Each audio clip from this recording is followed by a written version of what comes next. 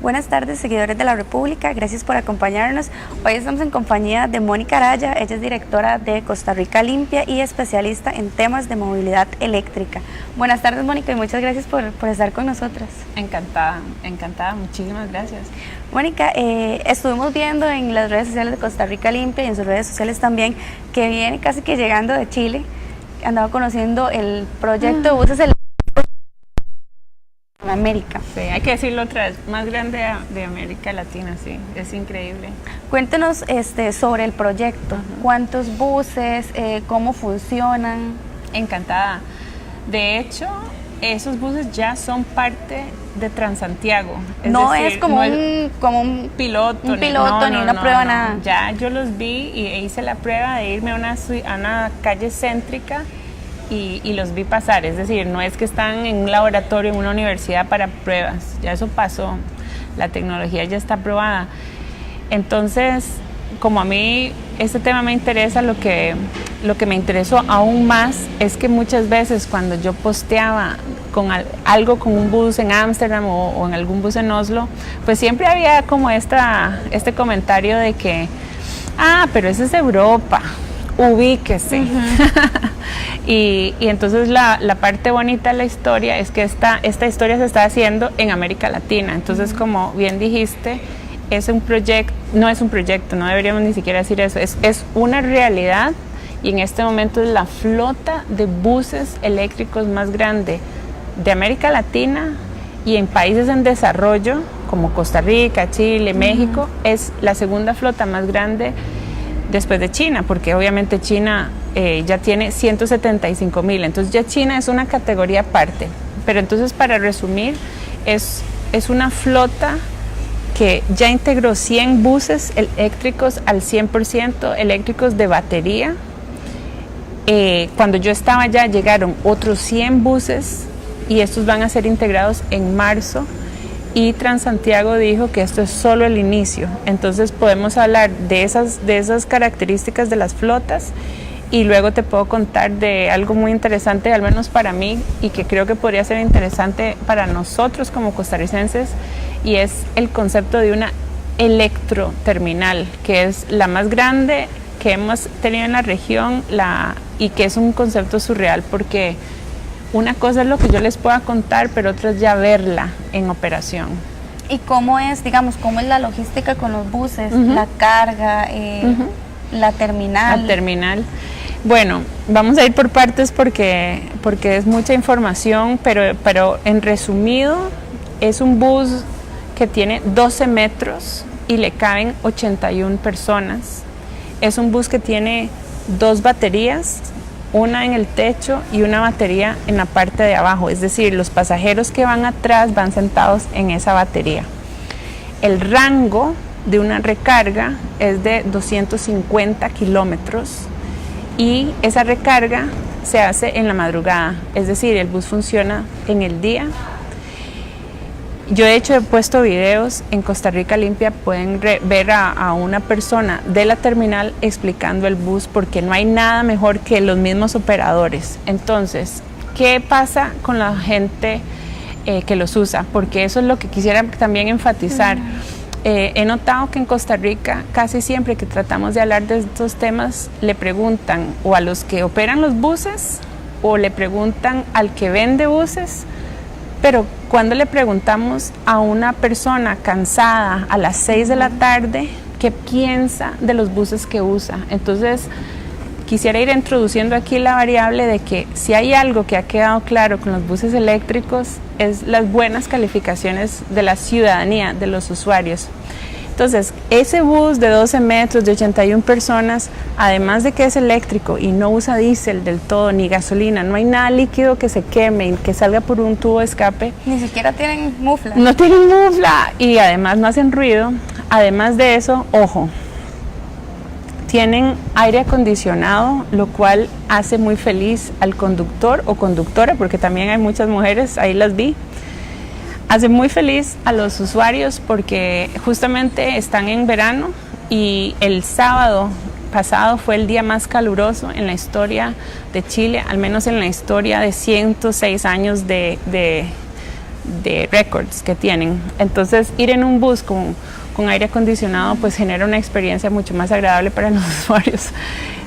Otra cosa, el bus tiene en cada barra, ¿verdad? Cuando uno tiene la barra aquí, de nuevo, eso está todo en videos, uno puede cargar el celular ahí. El bus tiene internet gratis y tiene espacio para personas con discapacidad para que vayan en la silla de ruedas y vayan bien sin incomodar, sin sentirse que incomodan ni vayan incomodados. Y entonces tiene la rampa para subir, porque eso es obligatoria en Chile desde hace 12 años, porque algunas personas me preguntaban si tenía acceso para personas con discapacidad. Obviamente que sí, porque es obligatorio. ¿Qué más? Es un bus que jala muy rápido, entonces el torque es lo que les gusta a los conductores. Y la otra cosa que es muy interesante es que no genera ruido. Entonces imagínense todos los beneficios para la ciudad de Santiago, que de por sí tiene contaminación, y a la vez, ya para que nos pellizquemos un poco, adivinen qué, no hay que usar efectivo cuando uno va a ningún bus de Santiago ni al metro. Entonces, con una tarjeta que se llama BIP, uno la escanea y ese escaneo permite usar un sistema público por 2 horas, sea el metro, sea el bus. No hay que andar, ay mire, es que solo anda un billete de 5,000 y el señor que se enoja porque oye que le tiene que dar vuelta a 5,000, eso es muy de siglo pasado. Entonces quisiera como por un lado contarles de Chile, pero por otro lado hagámonos la pregunta, ¿por qué estamos tan atrasados? Yo creo que estando allá yo me inspiré mucho, pero vengo llena de preguntas de cómo en este año que empieza, que estamos con las pilas puestas y sabiendo lo maravilloso que es la experiencia para la gente usuaria, hagámonos preguntas de usuarios, ¿cómo hacemos para meternos más? Porque si vamos a pasar un año más oyendo que ni siquiera va a haber pago electrónico, pues uno realmente dice, entonces hay que hacer algo diferente. Entonces esta historia de Chile está sacudiendo las redes. ¿Por qué? Porque es en América Latina, porque no son 2 o 3, son en este momento 203 buses, nadie lo había logrado, porque Medellín ya dijo que compraron, no que van a comprar, sino que ya compraron más de 60, porque Guayaquil está apuntada, porque Panamá tiene ya un piloto, porque esto ya es una realidad.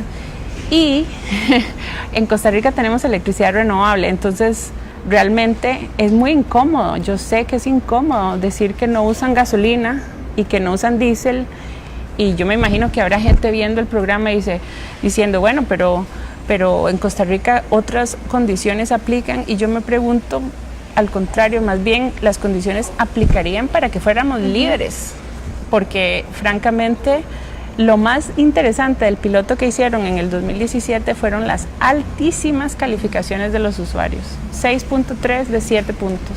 Usted escribe el servicio chileno como el servicio, yo creo que todos los ticos que usamos el bus soñamos. No solo por el aire acondicionado, sino por el asunto del pago, por poder cargar el celular, por comodidad. Por comodidad, exactamente. Pero acá en Costa Rica se ha dificultado el pago electrónico. Ahora, la parte de integrar buses eléctricos, ¿cómo lo hizo Chile y qué podríamos aprender de ellos? Sí, esa fue la gran pregunta que yo me hice, porque estuve allá prácticamente todo enero, entonces sí tuve tiempo de hablar con los protagonistas de esta historia. Siempre estas historias vienen de gente campeona, o sea, yo termino de comprobar que la sociedad ya, en serio, hay que cambiar, no vienen por planes abstractos, ¿verdad? Esos planes vienen y se aplican cuando ya la gente campeona sacudió el terreno. Entonces vamos a ir por partes, porque me imagino que tampoco tenemos toda la tarde, pero vamos por partes, porque sí es una historia que me gustaría que la gente empiece a escuchar, para que pensemos cómo aplica a Costa Rica. Lo primero es que los protagonistas de esta historia estaban fuera del Estado. ¿Qué quiero decir con eso? Que no fue que vino el Ministerio de Transporte, hizo un plan perfecto con todas las respuestas y con todos los pasos a seguir. No. Esto fue al revés. Gente disruptiva. ¿Quiénes fueron? ¿De dónde vinieron esas disrupciones? Uno, vinieron de una empresa que vende buses eléctricos. Es decir, una empresa que cambió el juego diciendo, aquí tengo un producto que no usa gasolina ni diésel. Todos los demás usaban gasolina y diésel y obviamente todos diciendo, eso no sirve, jamás. Entonces, primera disrupción, alguien que vino con algo que no existía y que dijo, esto es mejor. Entonces, es muy importante preguntarnos en Costa Rica, ¿cómo hacemos para que estas ofertas de buses eléctricos aumenten? Dos, estamos en un mundo donde hay un paso inevitable de petróleo a electricidad. Hay mucha gente muy confundida en los debates y les metieron el terror a las baterías y no se están dando cuenta que el gran problema en este momento es el cambio climático y la quema de petróleo. Entonces, no quieren hablar de esto y solo quieren hablar de distracciones que no deberían ser. Entonces, esta empresa energética vino y dijo, yo puedo comprar esos buses eléctricos. Segunda disrupción, era una empresa eléctrica comprando los buses, no el operador. Eso ya es muy disruptivo. Repito, quien compró los buses no era el operador de los buses, sino la empresa que vende electricidad, que hay varias en Chile, privadas. Y tercero, y esa es la parte que me gustaría que pongamos sobre la mesa, ¿quién cambió el juego? El operador.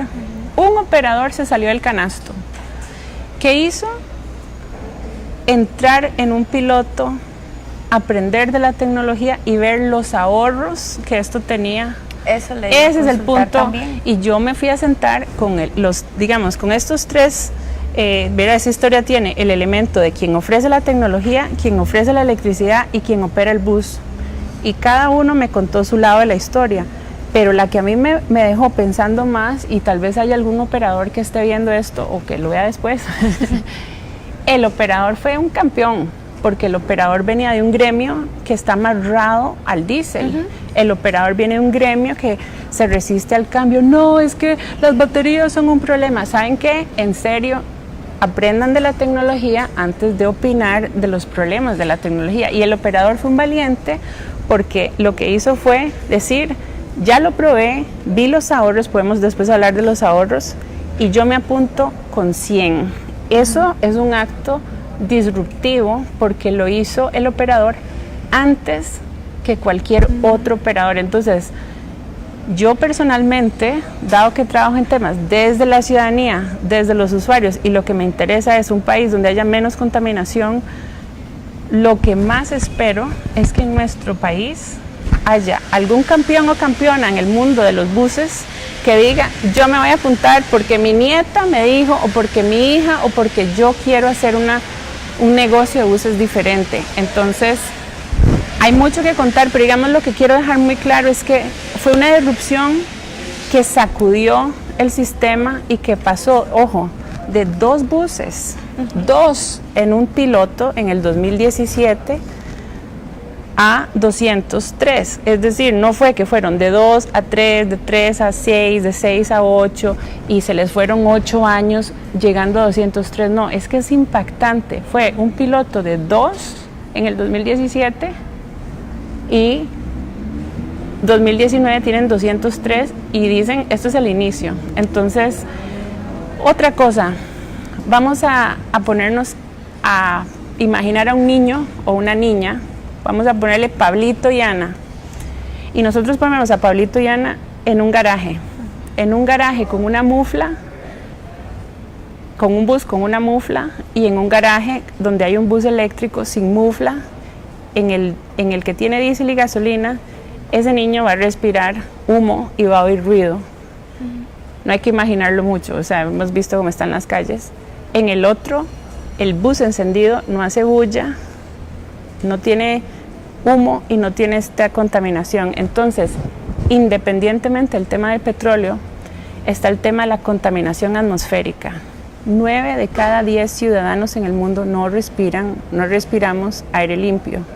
Entonces, una de las cosas que hay que ayudar en Costa Rica es hablar de cómo sí se puede, porque si no, vamos a caer en la descalificación, que es lo que yo veo que pasa. No, es que aquí fíjate que es un problemón en la tecnología, las baterías son un problemón, y uno les pregunta, disculpe, ¿de qué me está hablando? ¿Tiene algún estudio?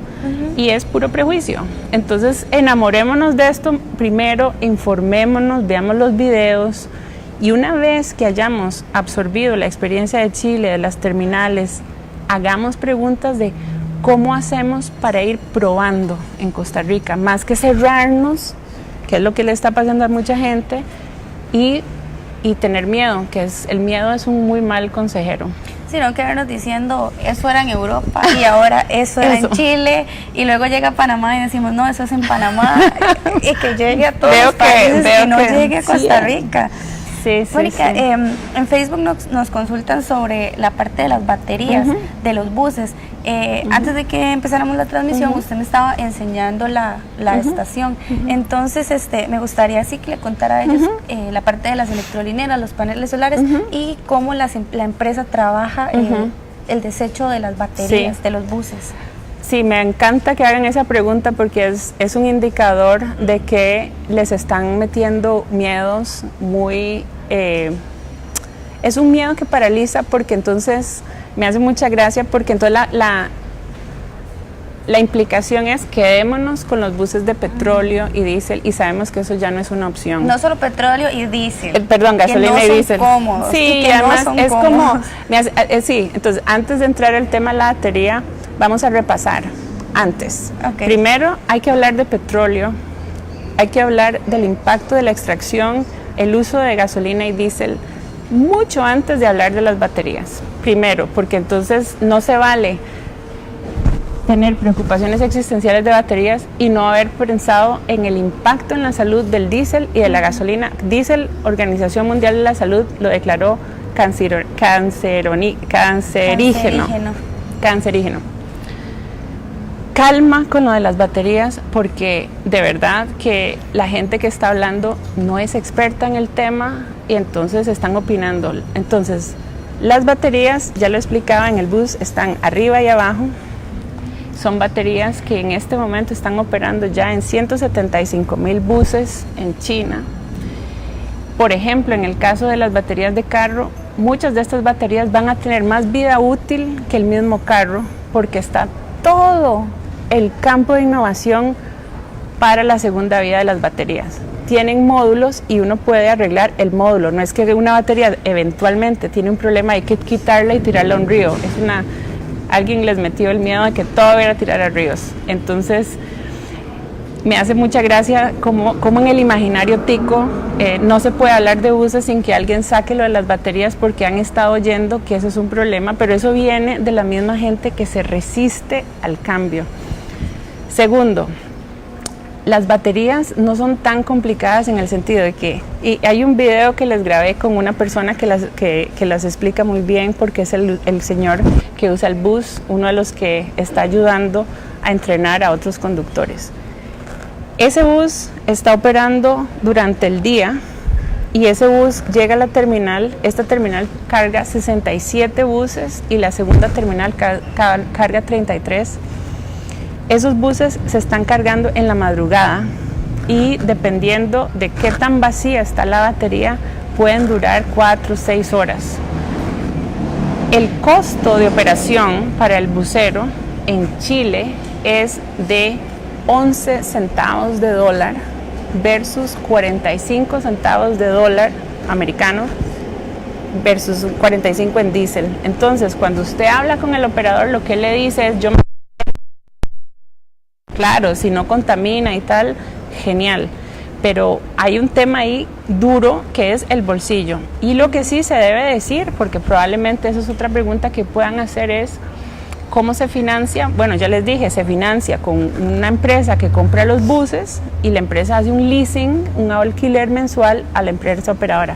Pero sí hay que decir que hay un subsidio al transporte público en Chile que no hay en Costa Rica. Entonces, eventualmente sí tendríamos que tener una discusión costarricense sobre hasta qué punto el país eventualmente haría una, digamos, este tipo de medida. Pero lo que más, digamos, lo que más tenemos que ayudar entre todos es a salirnos del no, es salirnos del debate de no se puede, al salir a pasarnos al debate, cómo es que en Chile, en Medellín, en Guayaquil, en la ciudad de Panamá lo están haciendo, ni hablar en China y ni hablar en otras ciudades europeas y de Estados Unidos. Es decir, esto ya es una realidad, no estamos hablando como de que en 15 años esto va a pasar y como bien dijiste, antes el argumento era, pero eso es Europa, ahora el argumento va a ser, pero eso es en Chile, entonces ¿hasta dónde vamos a ponernos, digamos, unas bandas en el ojo y no querer ver que el país se está quedando atrás? ¿Qué hace Chile con el desecho? Digamos, con una vez que la batería del bus... Los buses están nuevos, entonces no hay ninguna batería que tengan que desechar de momento. Pero ¿cuál es el plan a futuro de esta empresa chilena? La empresa se llama BYD, es China. La segunda empresa que los está trayendo es Yutong, es China.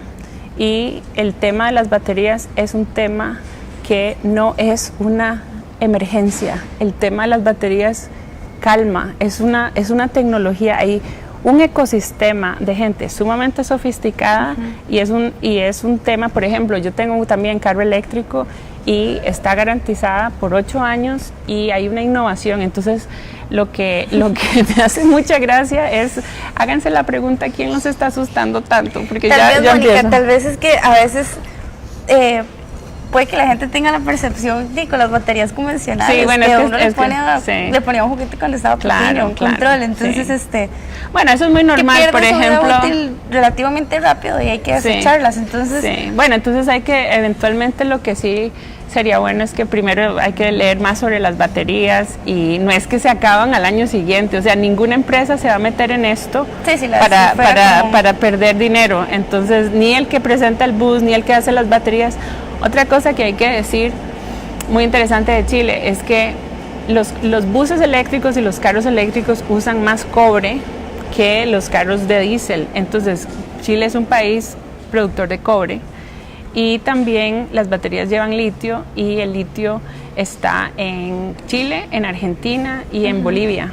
En Bolivia es complicado sacar el litio, pero entonces para Chile esto es una oportunidad de agregar valor, es una oportunidad de meterse no solo en la extracción de litio, sino en la introducción en sus baterías. Entonces es un debate tan sofisticado, es un debate tan adelantado en cuanto a la tecnología, la innovación, que yo lo que creo es que sería muy interesante que en Costa Rica podamos avanzar en preguntarnos cuántas vidas se han salvado en ciudades concretas con el cambio de buses convencionales a buses eléctricos, o cuánto es la proyección, que nos hagamos la pregunta de cuánto se está afectando en la salud de un bebé o un niño por las muflas y los ruidos, cuánto estamos perdiendo por la dependencia que tenemos.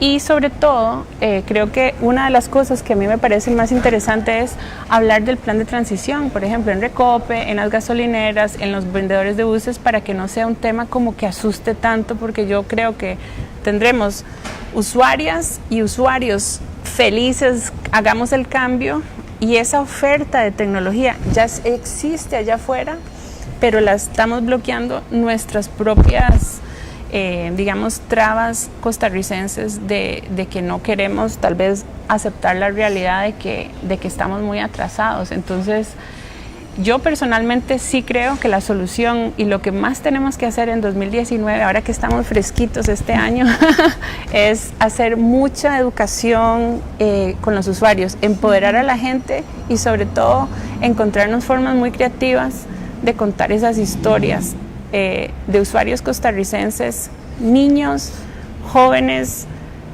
gente de oficinas, mamás, abuelos, y hacer una pregunta muy, muy concreta. ¿Usted está feliz con el tipo de transporte que usa todos los días? Pero entonces, ¿cómo podríamos los usuarios contribuir o hacer presión o pedir ese mejor transporte? Ojalá un transporte como el de Chile, que es un transporte eléctrico y sumamente cómodo.